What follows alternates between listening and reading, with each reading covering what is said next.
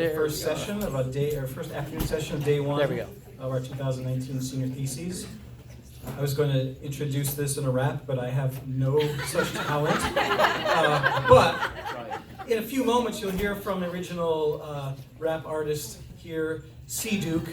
So you can do anyone's name in rap. You just take their initial and like the first syllable of their last name. So J. Byrne, right? So you can do that anytime, and that's free of charge. So thank you for coming out today. We're excited to have you here.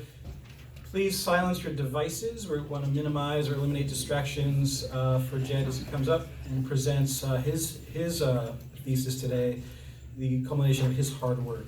Before we bring him and Mrs. Duke up, I'd like to pray, and I want to use an ancient prayer from St. Thomas Aquinas. This is the prayer of the student. And so in this case, we're all students as we listen to Jed, and he's a student who's completed a project, so I will pray on our behalf and his. So please join me. Creator of all things, true source of light and wisdom, origin of all being, graciously let a ray of your light penetrate the darkness of our understanding. Take from us the double darkness in which we have been born, an obscurity of sin and ignorance. Give us a keen understanding, a retentive memory, and the ability to grasp things correctly and fundamentally. Grant Jed the talent of being exact in his explanations and the ability to express himself with thoroughness and charm. Point out the beginning, direct the progress, and help in the completion. We ask this through Christ our Lord. Amen. And I present Mrs. Duke.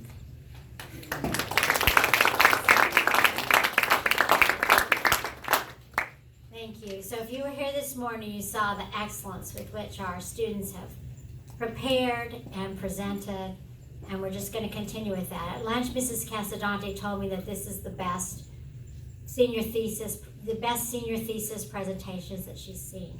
So kudos to you, Hayden and Isaac and Sydney. And now we're going to continue with another outstanding presentation by Mr. Jed Patch. Jed's topic is rap, and his title is A Bad Rap, Why Rap is Art.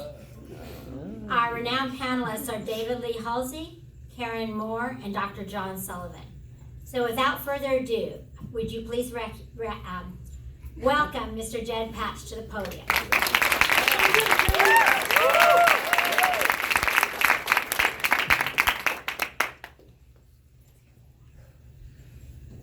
I can think of no greater disservice to our students than failing to afford them with both the physical space and the critical apparatus to enter into a thoughtful discussion about the merits and problems with the music they listen to on a daily basis.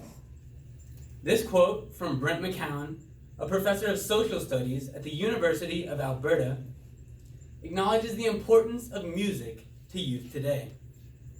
Music is everywhere in our culture, from commercials to television shows and movies to the various music streaming apps such as Apple Music, Spotify, and Pandora. At some point, it is impossible to shelter the youth from the vulgar music of our world. Rather than sheltering our youth from it, we should explore the topics discussed in the music, providing guidance on what aspects of the music are uplifting and what aspects should be ignored. How has rap developed through the years to become the music of choice for so many young people? In the 1960s and 70s, Afro-Caribbean immigration from the Caribbean islands to New York swelled. Immigration brought African cultural influence to New York, spurring the creation of the rap genre, the lyrics and rhythms of which compared closely to the African chants and songs the immigrants had left behind. Halifu Ozumare, a professor of African American Studies at the University of California, Davis, explains how Africans attempted to maintain their cultural tradition through music. He states, "The style of group dancing and energy in hip-hop stems from the fact that the African is an extrovert, and black people who came from Africa carried that along with them.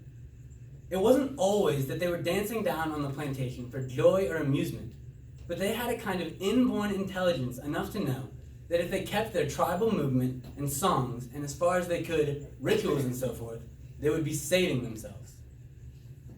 During the period of American slavery, the African workers in the South practiced chants that were meant to set the pace of the work being done by fellow slaves in corn shucking competitions.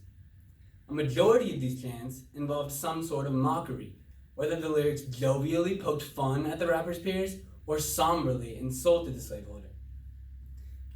This use of mockery in rap persisted over time and eventually evolved into a general resistance to oppressive white authority, one of the more prominent themes in rap.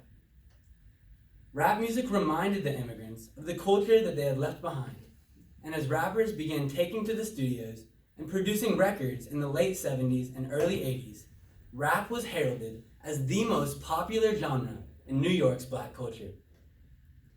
The first official rap song, Rapper's Delight, was written by the renowned rap group The Sugar Hill Gang. The Sugar Hill Gang was composed of Michael Wonder Mike Wright, Henry Big Bank Hank Jackson, and Guy Master G O'Brien, and their first single became the stellar accomplishment of their career. In 1979, this up-and-coming rap group, with the aid of its producer Sylvia Robinson, introduced the American public to the new style and feeling of rap.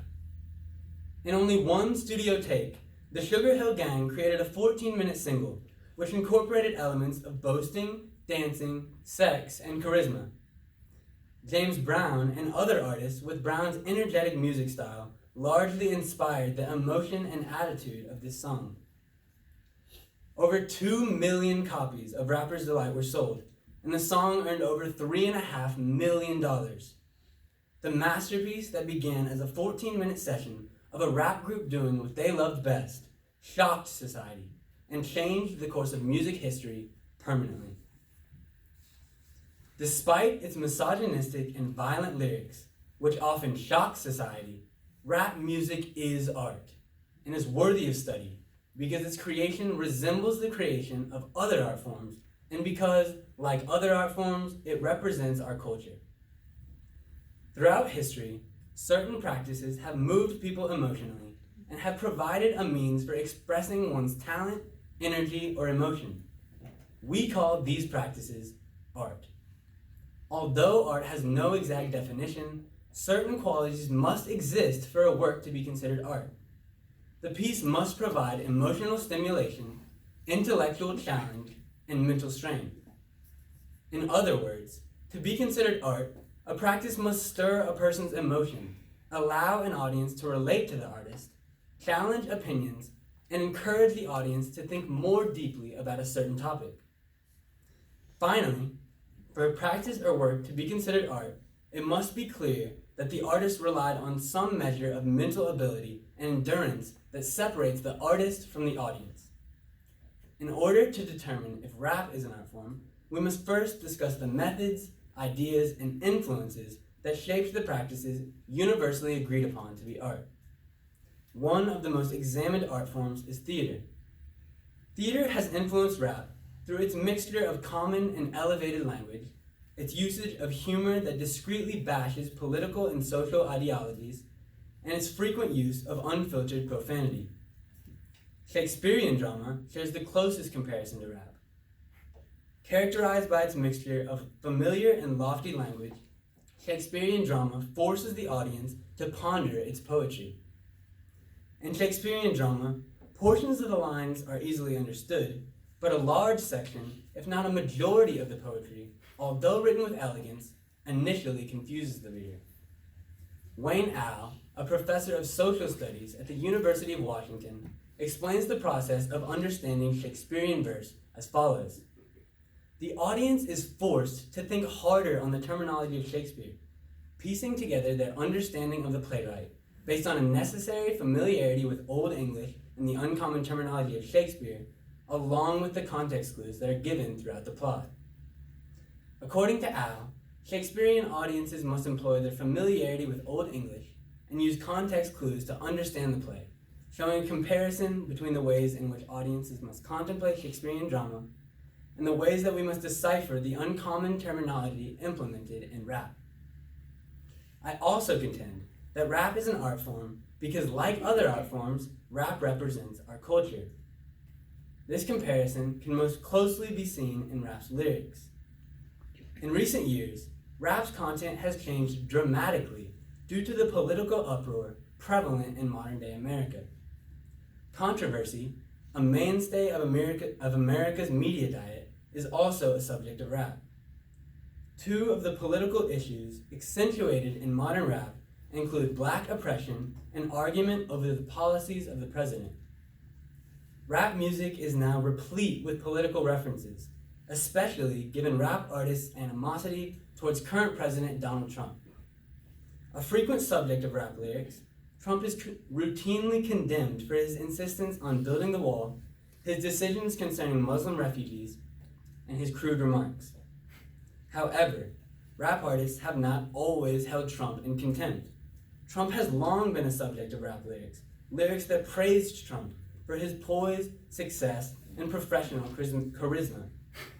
Dina Zaru, a journalist for ABC News, describes the decline of Trump's hip-hop legacy in an article from October 2018, in which she states, "Trump was an undisputable icon in hip-hop music for decades, and the admiration for his success and swagger is documented in more than 300 rap verses.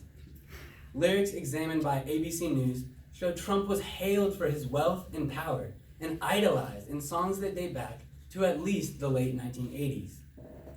In her article on Trump's fall from hip-hop grace, Dina Zaru includes the following quote from Bakari Kitwana, the executive director of Rap Sessions, who confirms Zaru's assertions.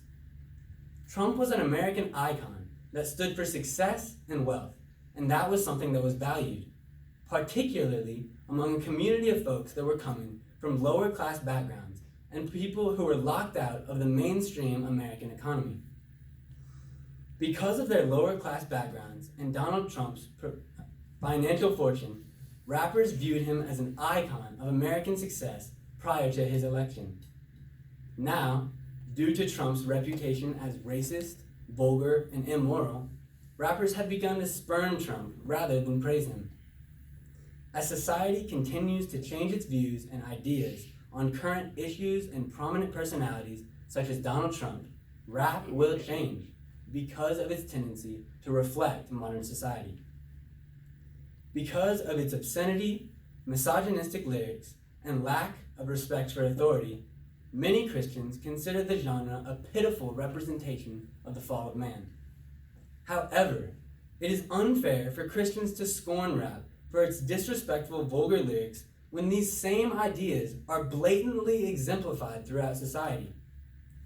Many Bible verses instruct the Christian about what he allows to shape his mind, conduct, and tongue. In Ephesians 4:29, God instructs us to not let any corrupt speech come from our mouths, and Proverbs 10:11 warns us of the violence that comes from the mouth of the wicked. In these scriptures, I think that it is clear that God realizes how often Christians will be confronted with evil speech in our fallen world, but despite this, we are encouraged to not allow these influences to affect the way in which we control our tongues. However, it is unrealistic to think that we can avoid these influences forever, so I believe that it is important to be made aware of these influences that lurk in practices such as rap, and be given guidance on ways to ignore the immoral qualities and focus on the respectable qualities. Far too often, Christians attempt to shut out any immorality in our modern society, only allowing themselves to be exposed to Christian values. God tells us in Philippians 4:8, "Finally, brothers, whatever is true, whatever is honorable, whatever is just, whatever is pure, whatever is lovely, whatever is commendable, if there is any excellence, if there is anything worthy of praise, think about these things." In our fallen world, many experiences contain both good and evil, so we as Christians must be able to find the good in the midst of the evil and ponder such things. Despite the love of many for rap, others see rap as an abomination. The most frequent argument against rap's being an art form is its frequent use of vulgar lyrics. However, is rap music the only practice to have used vulgarity in its content? In Ovid's Metamorphoses, the author recounts stories explaining the many ways that the gods have released their anger on mortals by morphing them into different animals or shrubbery. Stories featured in this work include Zeus's rape of Io before turning her into a cow, Zeus's rape of Callisto, a virgin nymph of Diane, causing her outcast from Diane's tribe, and Zeus's rape of Europa while in the form of a bull. Not only did Ovid recount the horrific events by the gods against the mortals, but also Ovid refused to condemn these actions and saw them as simply historical events that were justified by the gods' divinity.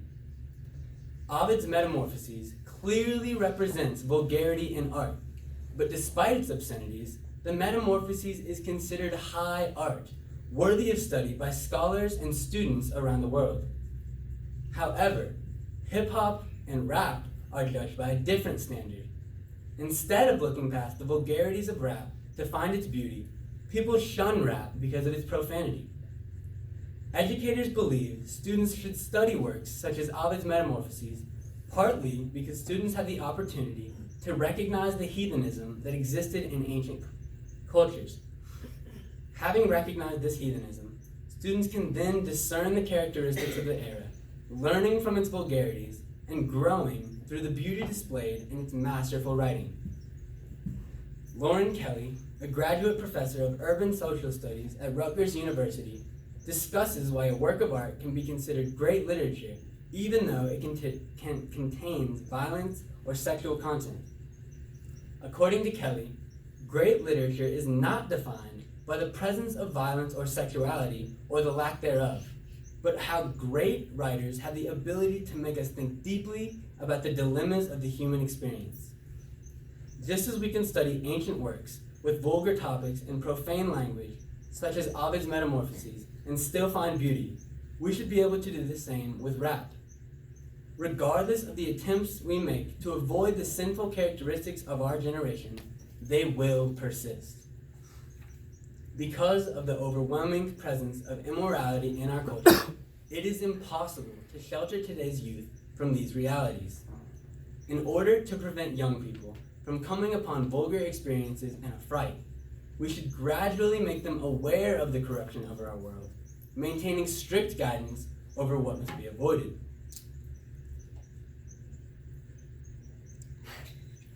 Many today cast out rap as an unwholesome attempt to achieve beauty.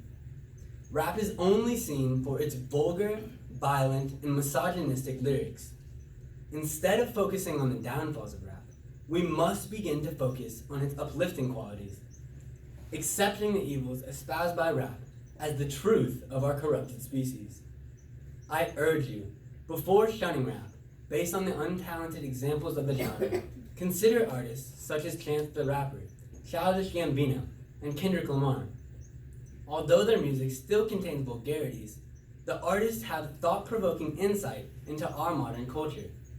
Nevertheless, when we are listening to the opinions being portrayed in rap music, we must be able to recognize whether these are opinions that should be taken after or simply opinions that are represented artistically. In Francis Schaeffer's book, Art and the Bible, Schaeffer discusses the way in which audiences must perceive the ideologies implemented in art. He states, as Christians, we must see that just because an artist, even a great artist, portrays a worldview in writing or on canvas, it does not mean that we should automatically accept that worldview. Art may heighten the impact of the worldview. In fact, we can count on this, but it does not make something true. The truth of a worldview presented by an artist must be judged on separate grounds than artistic greatness. Thank you.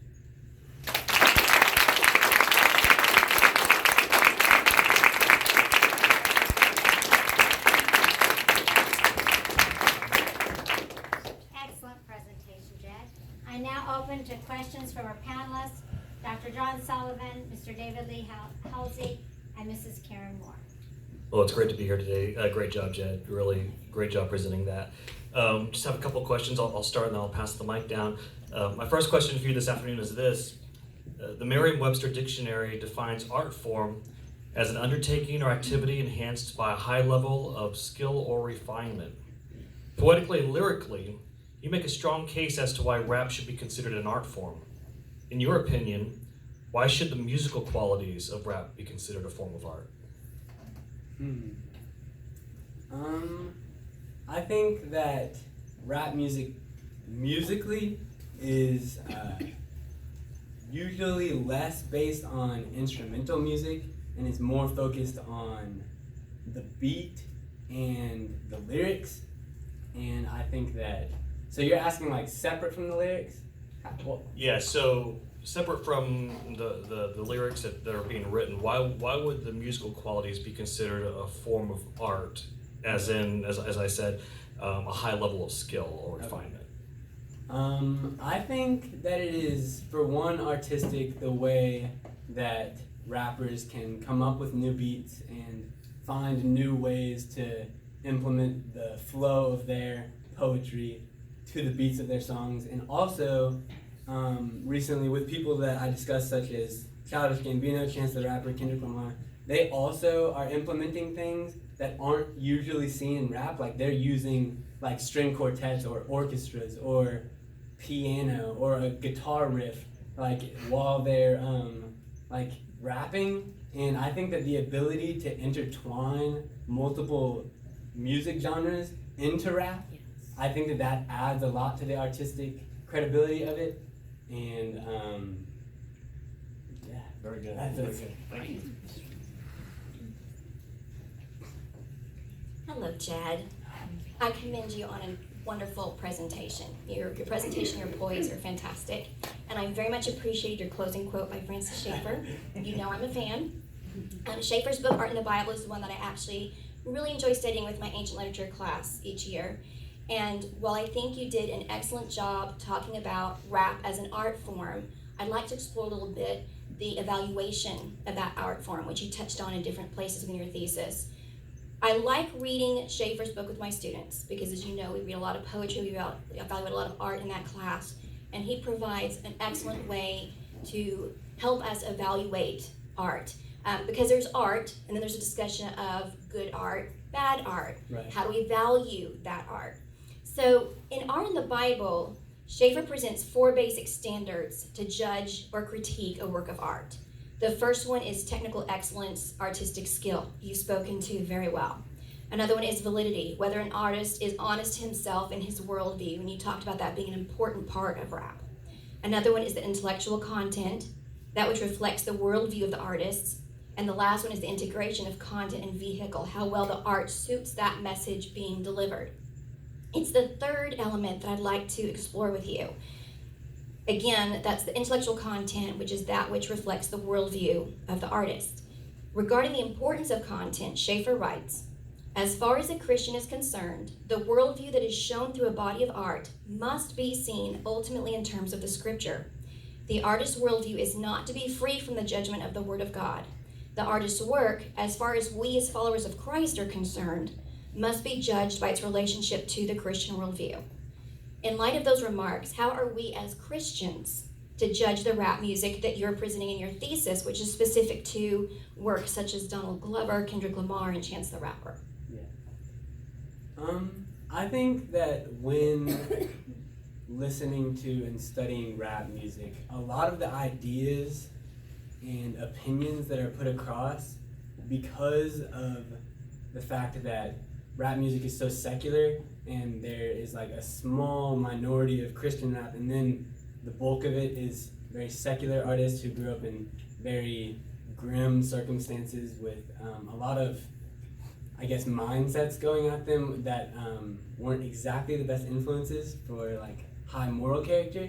I think that it's very important that we're careful with how we discern the opinions of these rappers, because a lot of them, like, we could if we are like taking after the way that they live their lives or things like that, or the opinions that they have, I think that we could stoop into like a lot of immorality. So I think that instead of necessarily looking towards it for like guidance on our lives, we should look at it as I don't know, kind of representation of our modern society.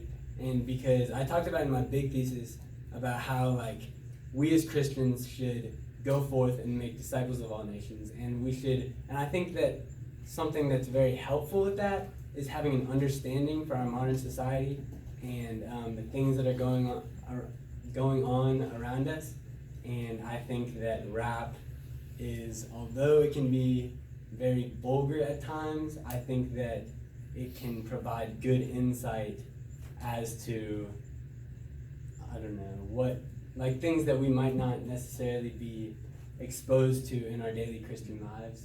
And also, I mean, not all of it I think is bad influence, and I think that a lot of rappers are very creative and very intuitive about certain things, and the strength of mind that it takes to make a lot of the verses and rhymes that they come up with in their verse.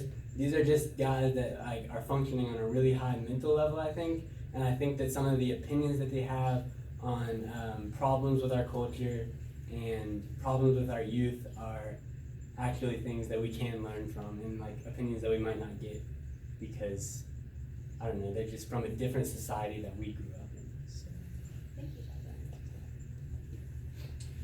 you. My question actually ties into this a little bit. Two parts for it. I'm going to read them both and let you tackle whatever you choose here.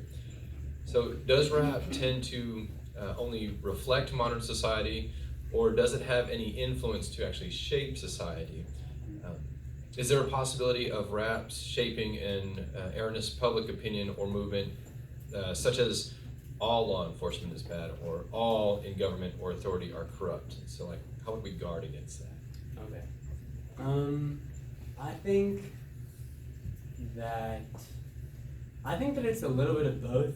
I think that it's an expression of our modern society, and I think that it can affect our modern society. I was reading some study that was done at like multiple high schools in Southern California, like near like the Compton area, and they said that like a lot of the attitudes of the high school students was a not very good attitude, and that they think that rap music could have connotations to kind of poorly affect our youth. And I think, so that's why in my thesis I mentioned that, like, I don't think that it's realistic for us to say, to completely just try and block the youth off from listening to this music because of how it's just everywhere, like in movies and like, I don't know, I mean at some point youths will be exposed to rap music and vulgar, and not just rap music, but a lot of vulgar concepts in society. And so I think that rather than just trying to absolutely cut ourselves off from that, we should be aware of the corruptions of our society and given sound guidance on what aspects of that should be ignored, and then if there's any goodness inside of that, then we should still be able to glean that from our society and from things like that. So, does that answer? I guess. All right, you're halfway done. I have one more question for you. In reference to your biblical worldview, you mentioned something that just jumped out and grabbed me. On page 18 of your thesis, you stated, quote, "It is unrealistic to think that we can avoid these influences such as violence, misogynistic and sexual innuendo and content forever. So I believe that it is important to be made aware of these influences that lurk in things such as rap and be given guidance on ways to ignore the immoral qualities and focus on the respectable qualities. What would you consider, Jed, to be the, quote, respectable qualities of rap from a biblical worldview?" Okay. From a biblical worldview? Okay. I think that obviously the misogyny and things like that, and the degradation of women and things like that that are in rap are obviously things that we should be taught to avoid and ignore. But just like in ancient poetry or works such as Ovid's Metamorphoses, which I had mentioned, one of the things that we can respect is just the artistic writing that's present in the poetry. And then, like I was mentioning a moment ago about how some of the opinions that they're giving on like the problems with our society and the problems with our generation and things like that are very helpful. And also, I think that as Christians, obviously we're still going to have struggles with our faith, and like we're still going to go through the same struggles that all ordinary people go through. And a lot of rap music is meant to kind of provide a sort of relation between the artist and the audience. And so I think that one thing that we can get from it is like when we're listening to this music and we're seeing how these people that are so rich and that are just like living these grand lifestyles that a lot of people strive for are still going through the same struggles that we go through on a day-to-day basis, I think that that's encouraging, and I think that that is something that can kind of, I don't know, yeah, just encourage us with our walk of faith. And even though it's a completely secular and separate lifestyles than our own. So, thank you. Very good. Jed, in your thesis paper, you liken listening modern rap to reading ancient poetry, particularly Ovid, which very much blessed me. Because I know that your favorite class at Grace Academy in all of your years was your Latin poetry class with me, in which we read from Ovid's Metamorphoses. And I'm sure that was the inspiration for the thesis. So I'll just talk about that. And you rightly point out, as we discussed in our class, your favorite one, that Ovid's Metamorphoses retells some stories, and it does so with the dactylic hexameter and the rhythm and the meter is not unlike rap, and you made that allusion in your paper, and I appreciated that connection. You also rightly point out that it retells some stories that include murder, lust, even rape. And yet, this is part of our curriculum at Grace Academy. However, when we read those selections from Ovid, we read them for the purpose of studying virtue and vice in the Greco-Roman world, what their definition of a man was, and then contrasting that in the light of Scripture. So there's a purposeful study for it, which you also did mention. Would like to point out that we read only selections from Ovid because there are places in it which we feel are too vulgar and not appropriate. Ovid has some works which he was even banned from Rome for, so we're not going to read all of them because totally lingua, right?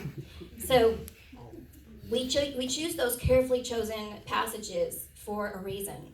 So with respect to your comparison of the study of Ovidian poetry to that of rap, and you're talking about studying it to learn from it, I don't know that you're suggesting we put Kendrick Lamar in our curriculum, but I'm sure you would agree that there's a difference between listening for the purpose of studying and drawing out, as opposed to just listening, meditating on our daily life. So what benefit can we draw from listening to and evaluating the lyrics in rap music, not unlike what we would do with these more challenging passages in Fallen Nature in Ovid? So with things like Ovid, we're studying how society kind of ran itself in the ancient times. And I think that we can sort of do that same kind of thing with rap and kind of give us a more broad sense of our society today because of the, just blatant explanation of the kind of circumstances that these rappers are growing up in and even still live in. And I think that we can sort of do that same thing with, like, we can recognize the vice that's in it, and we can, like, protect our youth from that and instruct them on how to avoid that, while at the same time appreciating the creative exemplification that's in rap, and also kind of skimming through it, trying to find like praiseworthy things, because in my biblical worldview, when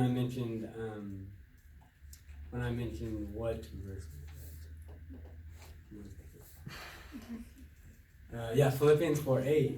I think that even though a lot of times I feel like we look at that as just something that's instructing us to avoid evils, which it is, I think that at the same time, because of the mass amounts of immorality in our culture, I think that we should still have that same mindset and be able to find beauty, when there is beauty at least, in things that contain a lot of evil, such as rap. So, I mean, I don't know, just look at it with an optimistic point of view, trying to find good insight and good opinions, even in the midst of so much evil. My last question is kind of asking for a bit of advice from you, come from where you are in your life, and maybe a student wanting to share with a teacher, a young teenager wanting to share with their parent, or youth sharing with their youth pastor, in this idea of seeing rap in its pursuit of beauty. For rap to be enjoyed or seen for that pursuit of beauty, must listeners learn to just endure those negative connotations, vulgarity, violence, and misogyny, or how would you share that the beauty of rap with someone who's maybe coming in from the outside trying to see this beauty? I would say, I mean, I think that there are a lot of different levels of the vulgarity that is contained within rap. Like, there are some songs that like obviously there's a portion of rap music that I think is just completely useless. That's just like made with no creativity, and there's no uplifting qualities about it, and it's just made in complete immorality and just with nothing to really glean from it that would actually be productive to our character. But I think that with certain artists, such as I mentioned Chance the Rapper and Childish Gambino, I think that they lean a little bit more towards the insightful things and lessons that we can learn from, and their opinions on certain things. And Chance the Rapper is actually also Christian, even though he still uses curses and things like that. He I don't know, he just has a good mindset about him that I think that we can learn from, and I think that that's more of the things that we should be looking at, because they're not swaying as much towards the vulgar concepts of our world and more focusing on actually putting forth art that people can study and learn from and see as beautiful. All right, I have a question for you. You're in my Devo group, and you're one of my best at memorizing. So this year we're memorizing the Sermon on the Mount. And in that, Jesus says the eye is the lamp of the body. If the eye is good, the whole body's full of light. But if the eye is bad, the whole body's full of darkness. And if the light in you is darkness, how great is that darkness? So my question is, are you arguing for consumption of rap or study? And is there a difference?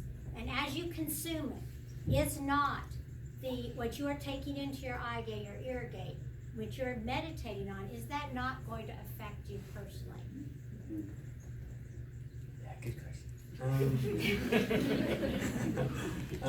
I think that with all art forms, or